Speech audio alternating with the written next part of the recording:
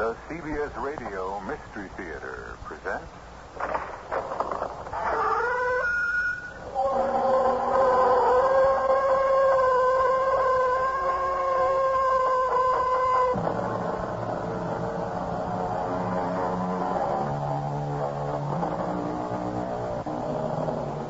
Come in.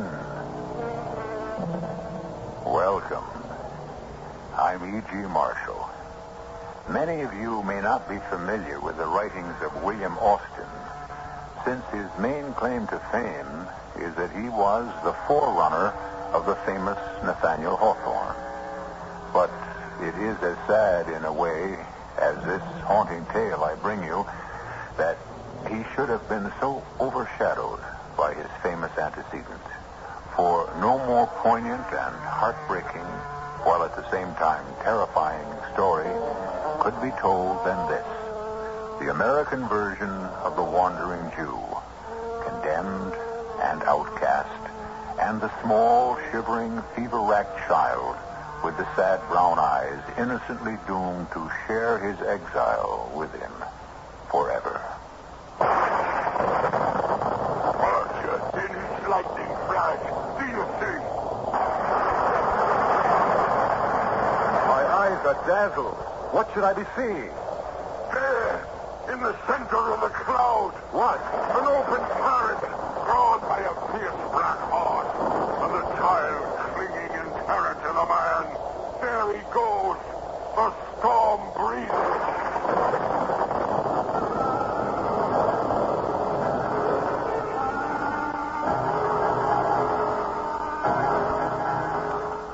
Our mystery drama, The Storm Breeder, was especially adapted from the classic William Austin story for the Mystery Theater by Ian Martin and stars Michael Tolan and Fred Gwynne. I'll be back shortly with Act One.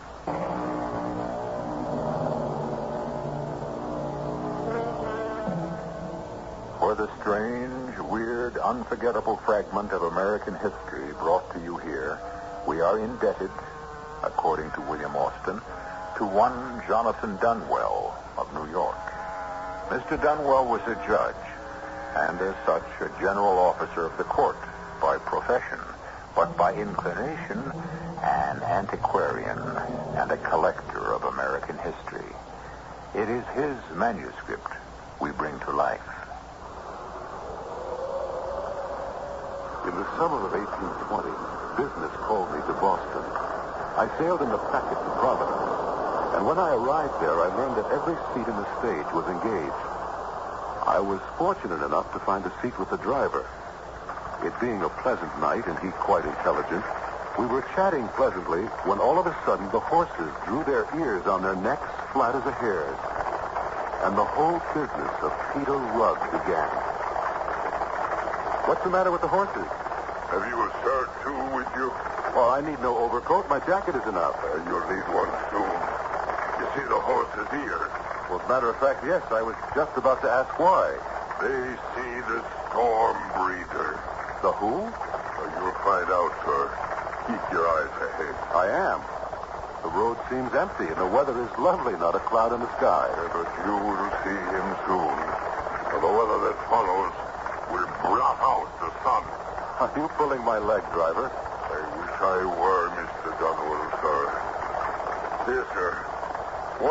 Wind this blanket about you. But the sun is shining, and I'm very... Listen to what I say. Protect yourself as much as you can. Approaching us was a weather-beaten chair, once built for a shaved body, drawn by a great black fiery horse, traveling at least at a speed of 12 miles an hour. Seated in it were a child and a man, who glanced at us as he passed in such dejection of spirit and hopelessness that my heart seemed to suspend beating momentarily.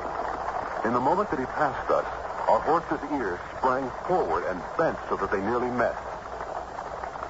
Who was that man? Nobody knows. And the child? Nor her. Though both are familiar to me. I must have passed them more than 100 times on near as many routes. Without ever exchanging a word? Not a word. In the beginning, he used to stop and inquire the way to Boston, even when he was traveling directly away from the town. But Since he never seemed to follow my directions, I have ceased communication with him. So that was the reason for the strange, fixed look he turned on you. It could be. And now he's gone. Disappeared as if neither he nor that frail, shivering child had ever been.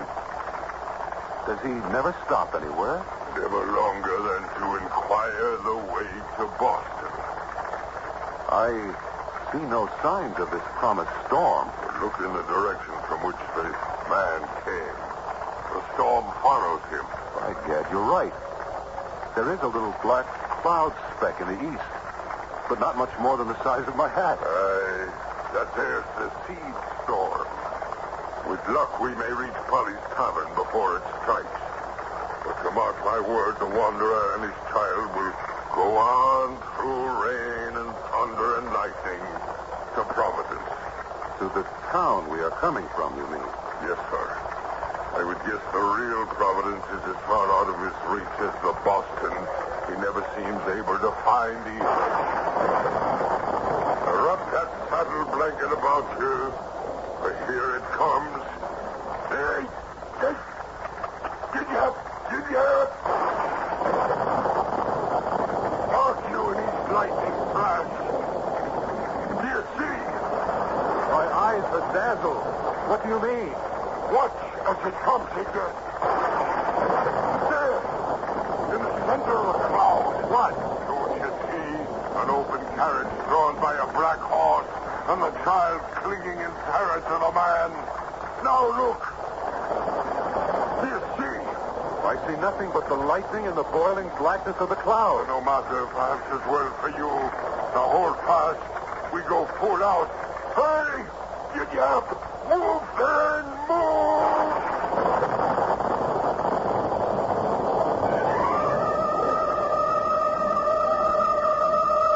Within a few minutes, we had broached a rise, and sliding and slithering came down into the hollow to Polly's Tavern.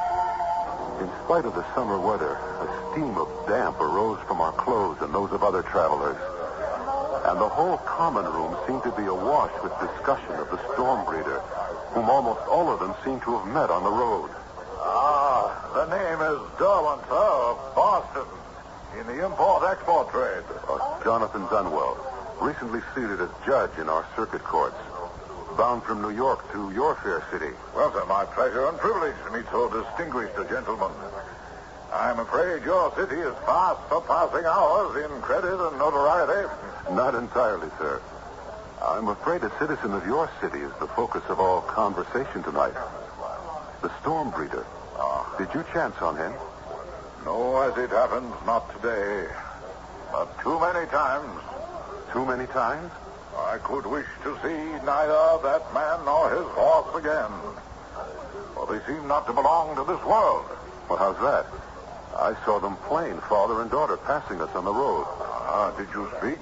No. I have seen him wet and weary many times before tonight. And no one who has ever once seen him can ever be deceived again as to his identity. You know him by name? Yes, sir. Peter Rugg. Peter Rugg. But who is this mysterious man? That is more than anyone can tell exactly, save that he is a famous traveler, though held in low esteem by all innholders, for he never stops to eat, drink, nor sleep. But why does the man never stop anywhere? Long enough to speak to anyone, at least. Why, those who know the most about him say the least. It is asserted that sometimes heaven sets a mark on a man for judgment or for trial. I'm thinking of the one time Rugg spoke to me. I was in Connecticut at the time, on a winding road. My horse was weary as myself. It was toward dusk, and all of a sudden, from behind me, traveling at that reckless clip for those roads, a fiery black horse pulling an open chaise caught up to me from behind. Could you tell me how far it is to Boston? 100 miles. 100? How can you say so? I was told last night it was but 50, and I have traveled all night. Problem is, sir, you are traveling from Boston. You must turn back. How can you tell me so? It is all turn back. Boston shifts with the wind. One man tells me it is to the east, the other west. Even the guideposts all point the wrong way.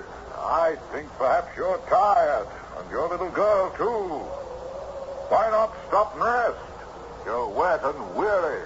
Yes, foul weather since I left home. Stop then up here at the inn and refresh. No, I cannot stop.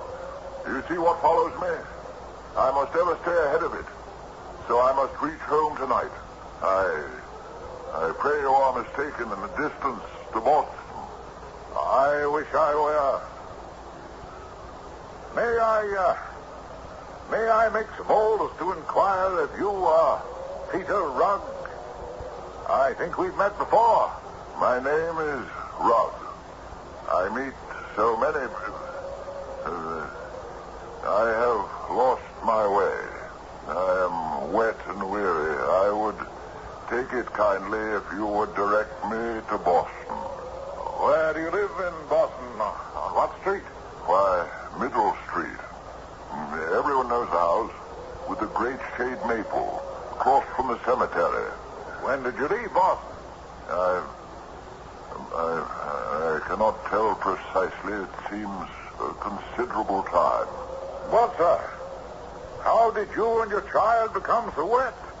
It has not rained in these parts today. The shower caught me back on the road a piece. It always catches me, unless I keep moving.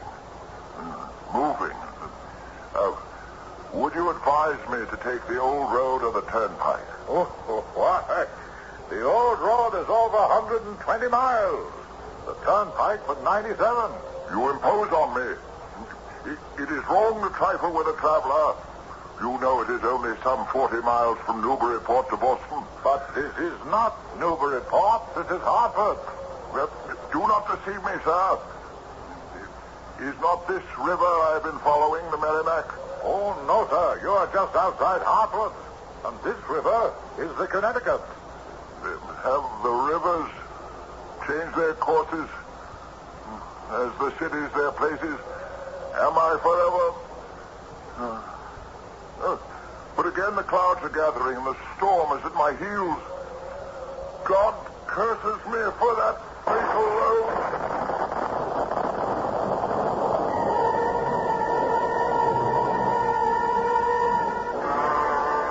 He would talk no longer. His impatient horse leaped off, his flanks rising like wings. That's the last time I saw the ill-fated Mr. Rugg. Amazing. But you say he gave his address as Middle Street. That is correct, Mr. I should say Judge Dunwell. The house with the great maple shade tree across from the cemetery. So he said. Do you know Boston well enough to locate him? Oh, no, sir. And my business seldom carries me that way. But mine does. I think for curiosity's sake I must go to Peter Rugg's home and try to find out why it is so difficult to return to. 20 years, you said, you've been seeing him on the road. Oh, all of that. And the last was the only time we spoke. I should like to meet the man face to face. If for no other reason than to find a better fate for that little girl long since turned woman. When I get to Boston, I shall make it my first order of business.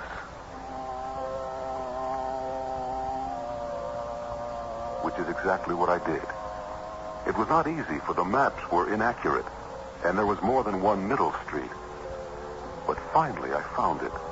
The great tree smothering the house so that it lay in a shadowy gloom.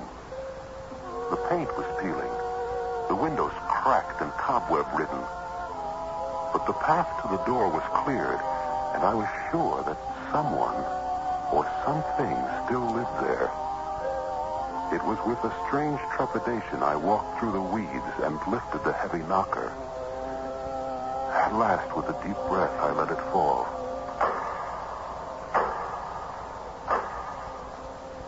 Then, in utter silence, bathed in the shadowed gloom, I waited to meet whatever waited behind that door.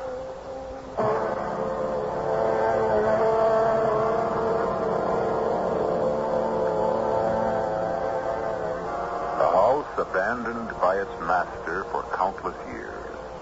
Is it possible that any evidence of him has remained, or his family?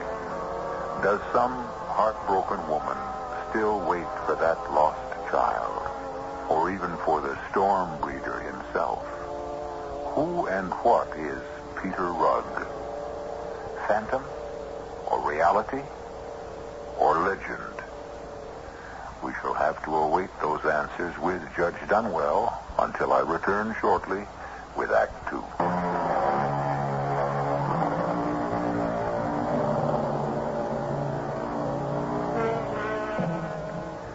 Judge Dunwell was never fated to have an answer to his knock on the door.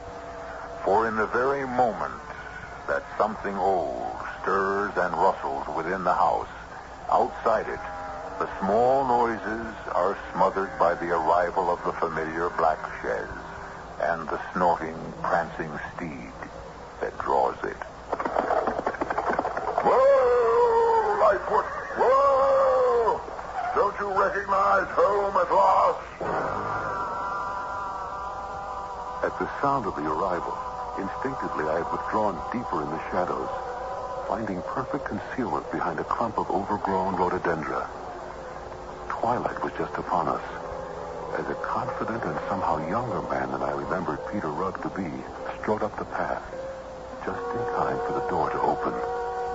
The little girl sat timid and immobile on the seat of the carriage, as if knowing the hopelessness of it all.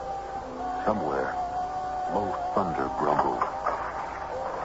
Mistress Rugg, your husband is sorry to have been delayed, but circumstances beyond... I beg your pardon, madam, but I am looking for Mistress Catherine Rugg. Who? Who did you say? My wife, madam, the Mistress Rugg. Oh, Lord bless you, sir. She ain't here. Ain't been here in this world for 50 years. What do you mean? I mean, she's dead and gone like all birds. Dead and gone and buried and lost. But that can't be. I'm tired and worn, but this... I know my own house. I live here. Oh, no, you don't. Not now, you don't. Whoever you are, I can show you deed and title which says that it's mine. It is true. It seems as though it might be on the wrong side of the street. I don't know. It's hard to... forgive me, madam. I'm confused. Everything seems misplaced. The streets changed. The people changed. The town changed. And what is strangest of all, Catherine Rugg has deserted her husband and child. Oh, pray tell me, has John Foy come home from sea? Who? John Foy, my kinsman. He could give me some account of Mrs. Rugg. I never heard of John Foy. Where does he live? Just above here on Orange Tree Lane. Oh, bless you for a stranger. No such place in this neighborhood. But that can't be possible. The street's gone. Orange Lane is not the head of Hanover Street near Pemberton Hill. There is no such lane now. You cannot be serious. Woman, you mock me. The next thing you will tell me is that there is no King George. However, be that as it may, you must see, madam, that both my daughter and myself are wet and weary. I must find a resting place. Can you direct me to Boston? But this is Boston. The only city of Boston I know. But not the one I know. Yes, Lightfoot, coming. I am wrong, of course. I don't know how I could have mistaken it, but this is a much finer city than Boston. Boston must lie at a distance, my good woman, since you are ignorant of it. Yes. It's the same old story. No home tonight. I must away. No. Mr. Rugg, wait. Wait! Who are you, sir? Oh, 1,000 pardons, Mistress Croft. May I present myself? Judge Jonathan Dunwell of the Circuit Courts, but recently come to Boston. A judge? Have you some business with that man? Not legal business, but I had hoped to meet him here and question him. I am obsessed with a desire to know exactly who and what he is. I'm ashamed for allowing you to stand so long in the rain. Come in and warm yourself by my fire.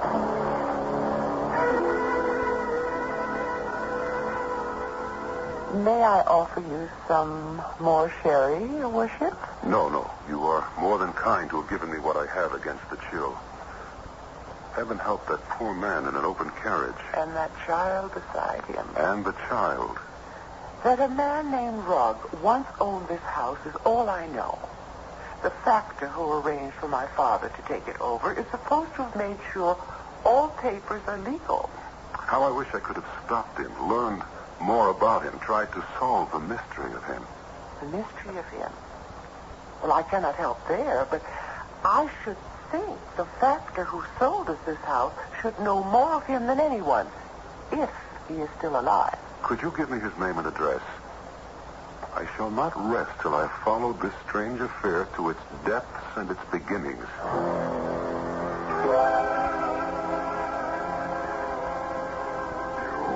You understand the hour is late, Judge. Yes, I do indeed, Mr. Felt.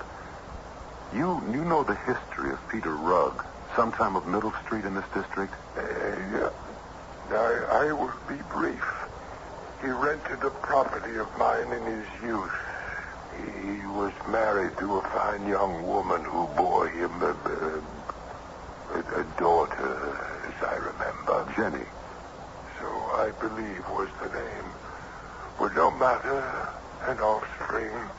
And then without so much as a by your leave, he ran off with the child, leaving the wife to die, as I believe or remember. Yes, she died. Why? Well, damn it, she was deserted. Fortunately, Rugg left no creditors.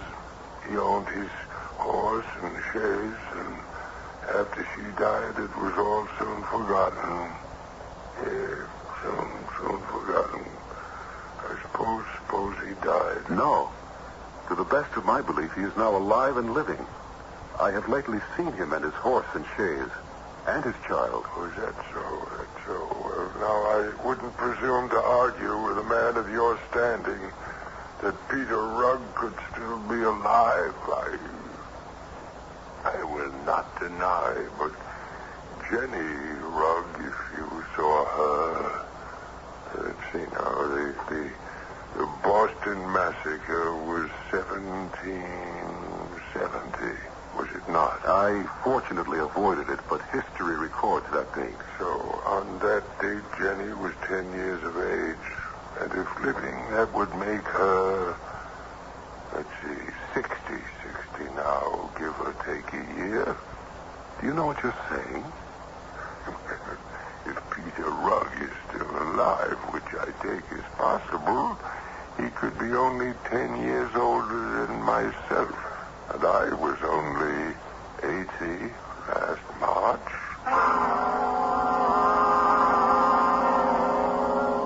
It was obvious that Mr. Felt was in his dotage. So despairing of gaining any further intelligence from him, I returned to my lodgings at the Marlborough Hotel. If Peter Rugg, I thought to myself, has been traveling since the Boston Massacre, there is no reason I can see now that he shouldn't travel to the end of time. And I might have left it there had I not descended to the tap room for a nightcap, and there encountered Mr. Derwent. I ran up against a man whose grandfather knew our elusive friend, Mr. Rugg, and can now tell you the whole story, such as it is. Then by all means begin.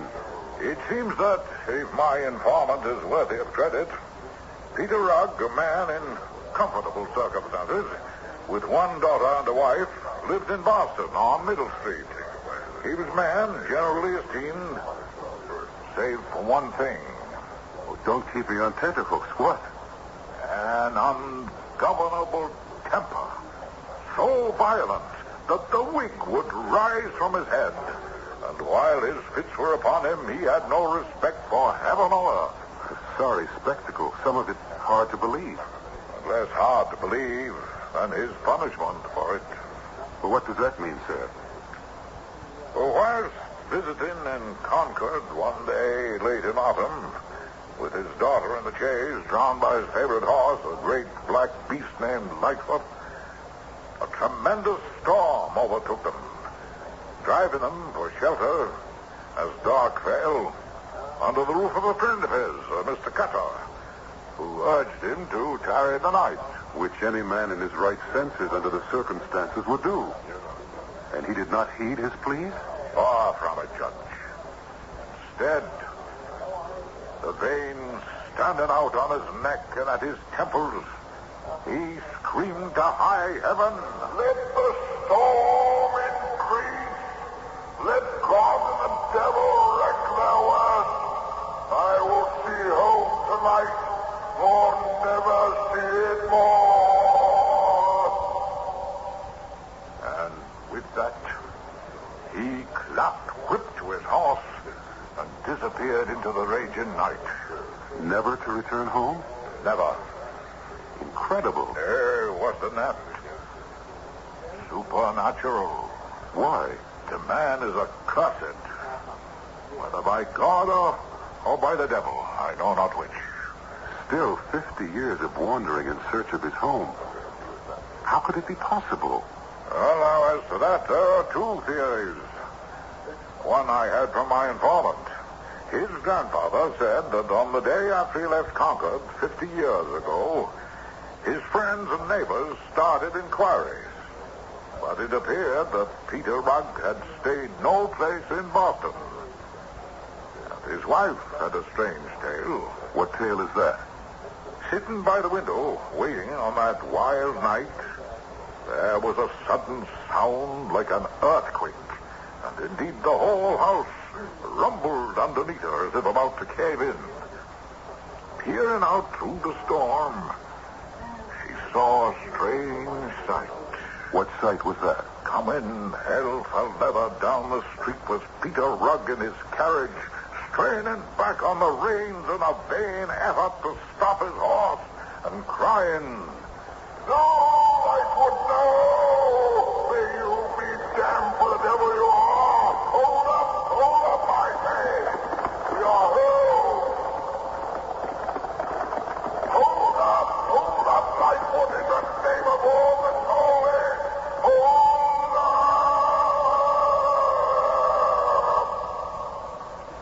So that fiery horse of his had the bit between his teeth and would not stop? Yes.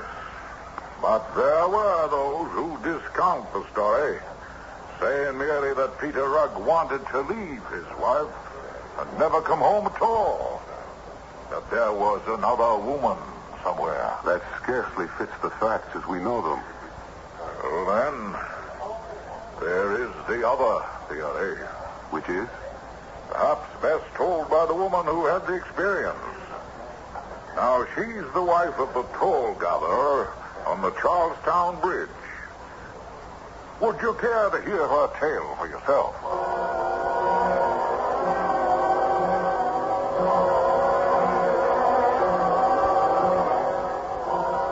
Well, sir, it's many years ago by now. My old man has gone to his rest.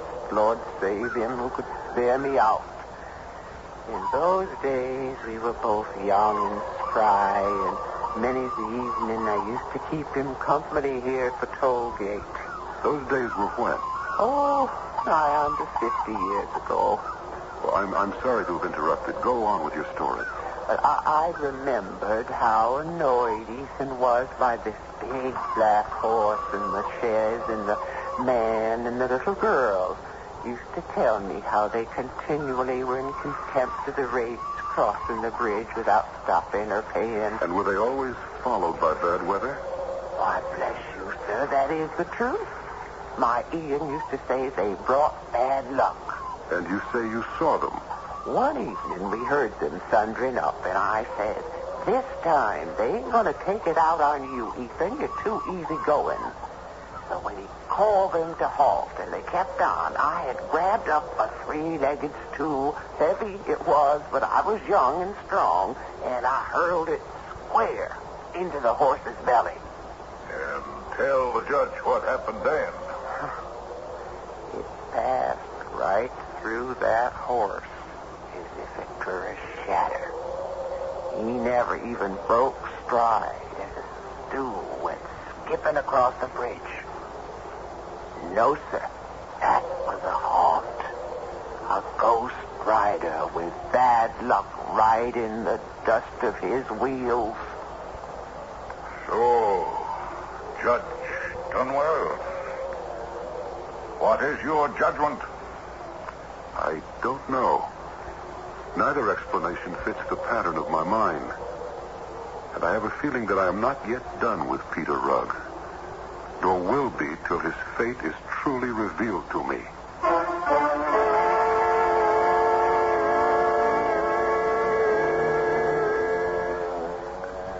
And the judge's instinct was right.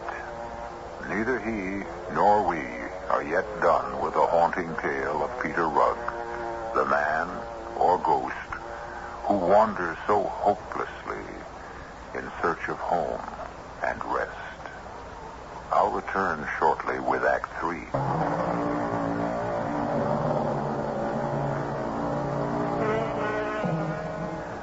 It was to be 5 years before Peter Rugg's and Judge Dunwell's paths crossed again.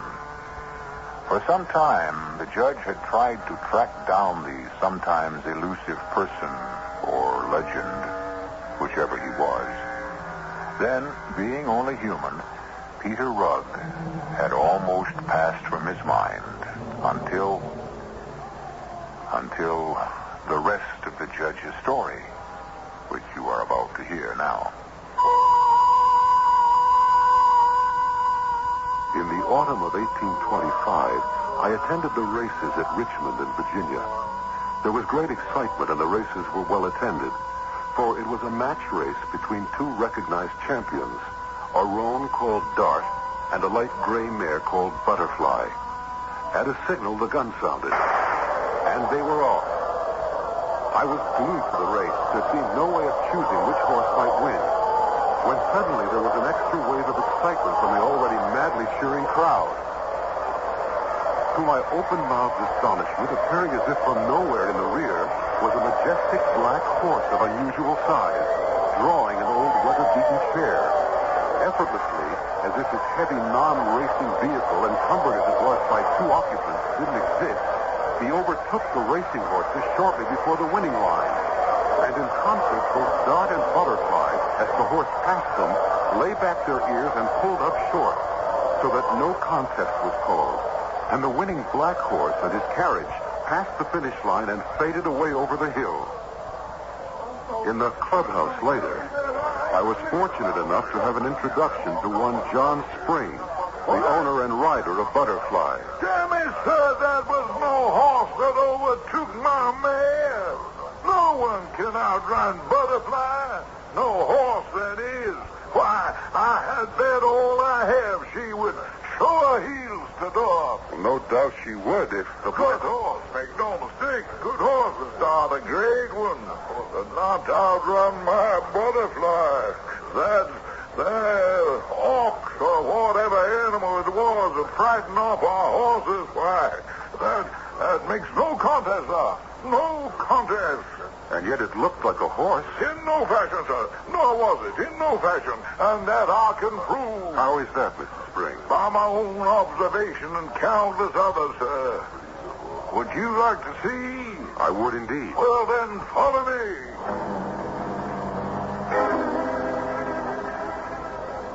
Now, you remember, just about here, both of them pulled up and let that interloper go by and disappear. Yes, the view is unfamiliar from this point, but I do remember it was shortly before the finish line. Exactly, sir.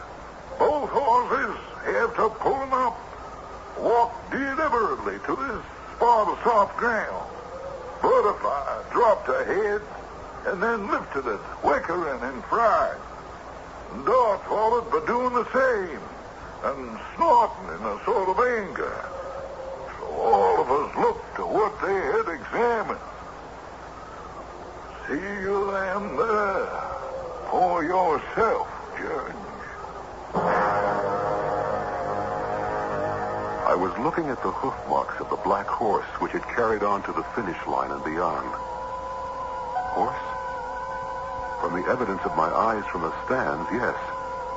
From the same evidence as I looked at the soft ground, Mr. Spring's strange claim had real validity. These were not the marks of a horse's hooves, but the evidence of another breed of animal or being. The hooves were cloven.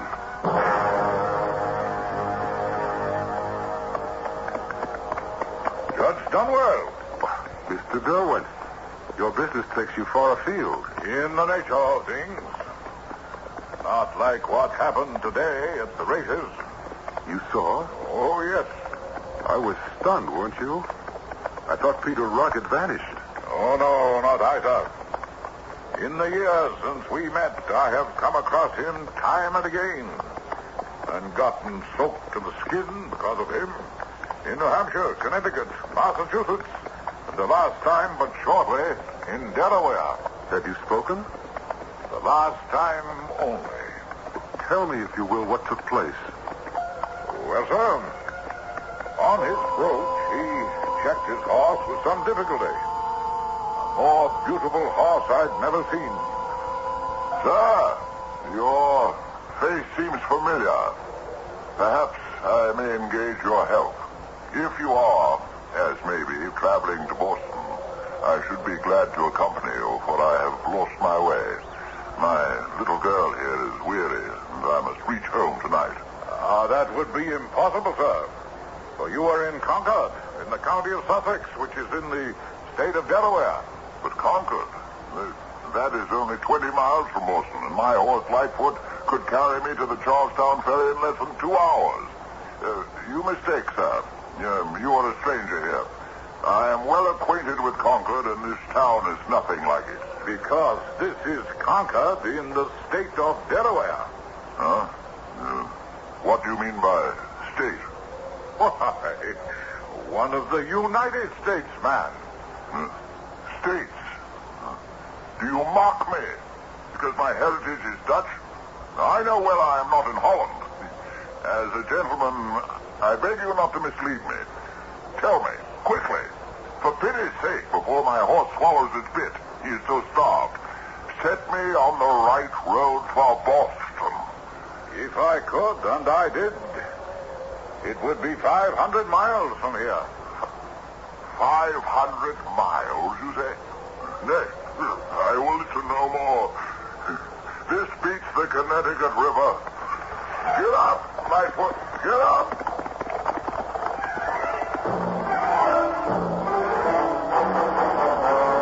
I can explain his last remark. I met him, as you may remember, outside Hartford, when he persisted in mistaking the Connecticut River for the Charles. So our wandering homeseeker is still abroad. Man or spirit, I shall not rest until he can. But how to help him? The courts were closed until the winter session. It seemed to me that the judgment on Peter Rugg was too great, too inhumane, too unreasonable for the extent of his small crime. I made it my business wholly for once to try to catch him again. But I always seemed fated to be just too late. At the toll gate on the turnpike between Alexandria and Middleburg, he had passed and paid no toll. But the toll gatherer was grateful, for he brought rain behind him to relieve a drought. Back in Virginia at the toll bridge, an irate gatekeeper told me that, annoyed by the number of times Rugg had passed that way refusing to pay, he had stood in the way of the vehicle, and it had passed right through him or over him without so much as touching him. On the ferry boat across the Hudson, a Mr. Hardy who collected fares showed me a fare that a man had given him insisting it was 30 shillings. It might have been once. It was a half-crown, coined by the British Parliament, dated 1649. Then I knew I had caught up with Peter Rugg again at last. I found him in his rig at the bow of the boat. Greetings, Mr. Rugg. Huh? Oh, yes. You seem familiar, sir. Judge Dunwell. We have met on the road before. That could be possible, sir. May I say that since you are a stranger here, my house is your home. Dame Rugg will be happy to see her husband's friend. Step into my chair, sir, if you will. Move over, Jenny. For the great man. We shall be in Middle Street very shortly. For many reasons, I will take advantage of your kind invitation. I sneaked a glance at my companions. Both were dressed in incredibly old-fashioned garments of fine cloth, but showing great wear. Rugg himself, at least in the face, was little more than skin drawn over the skull and cheekbones. Jenny was so bundled up she suggested only to my sad and horrified eye what her wizened, dried-out face proclaimed. A small Egyptian mummy. Only Lightfoot looked bigger, sleeker, and more magnificent than ever. This is not Boston, sir. Then mayhap it is New York. How can it be New York, sir, when that place is 200 and more miles from Boston? But I thought I was home. Mr. Rudd, look to the west. Only the size of a blackberry now, but that looks like an angry storm on our trail. Ah, it is in vain to escape. I know that cloud. It brings new wrath to spend on my head. Go now, kind stranger, whoever you are. Leave me to my fate. No, not this time, Peter Rugg. Give me the reins. This time perhaps we can outrun the storm. I took them from his slack hand, sliding over him and pushing him back to huddle with his daughter. And it needed only one flick to send that strange horse on his way like the wind. As we careened around the first corner, I noticed that his front hooves had been split on some hard road somewhere, but were healing. So Mr. Spring had been at least half right about the cloven hooves.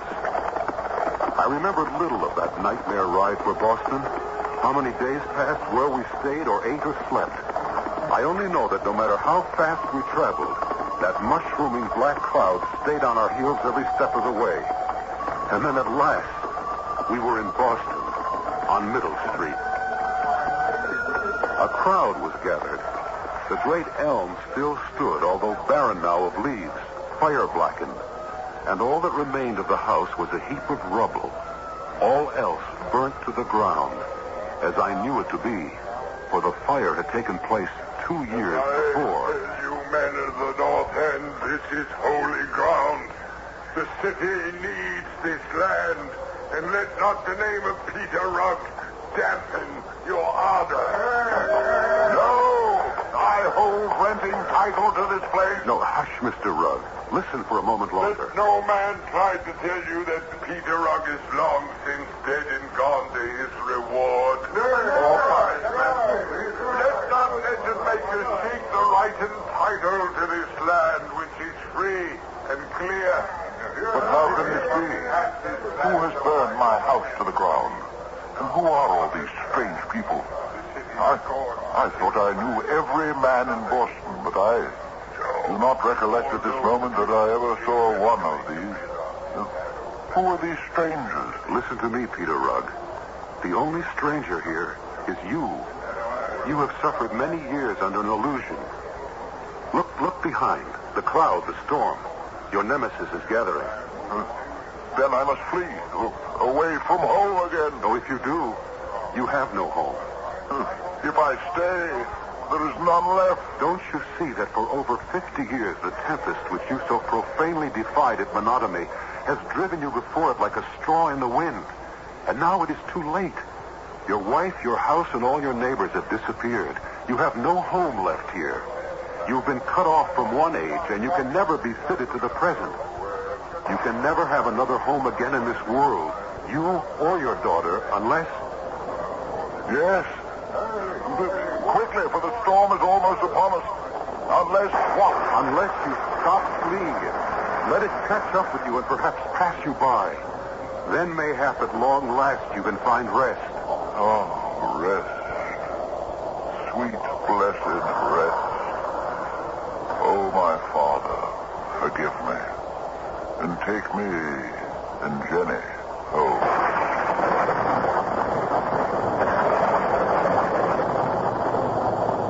The great black clouds and teeming rain engulfed us all. My last view of Peter Rugg was standing with his arm about his daughter, his face lifted to the rain. And wonder of wonders, at last the child's head, too, was lifted. In the intensity of it, they were lost. And suddenly the storm passed.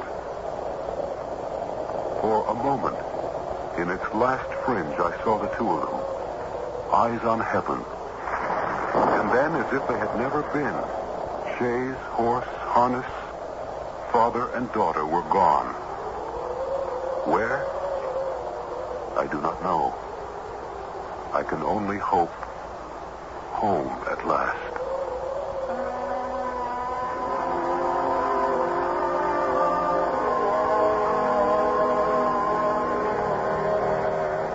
Judge Dunwell lived out a long and fruitful life, dying quietly in his bed one night. We do not know what his last thoughts were, but certainly one of them must have been that in all the last 40 years of his life, he never again met or heard of Peter Rugg.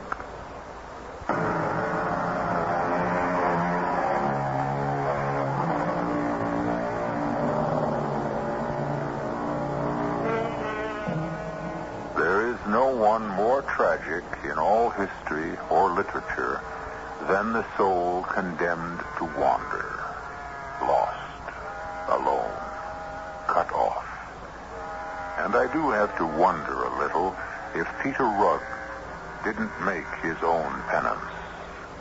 What we fear in life, we should not run from, especially if we can't outdistance it. Turn and meet it face to face. It's surprising that the reality is never as bad as the imagined. Our cast included Michael Tolan, Fred Gwynn, Ann Petoniak, Arnold Moss, and Ian Martin. The entire production was under the direction of Hyman Brown. This is E.G. Marshall inviting you to return to our Mystery Theater for another adventure in the macabre. Until next time, pleasant dreams.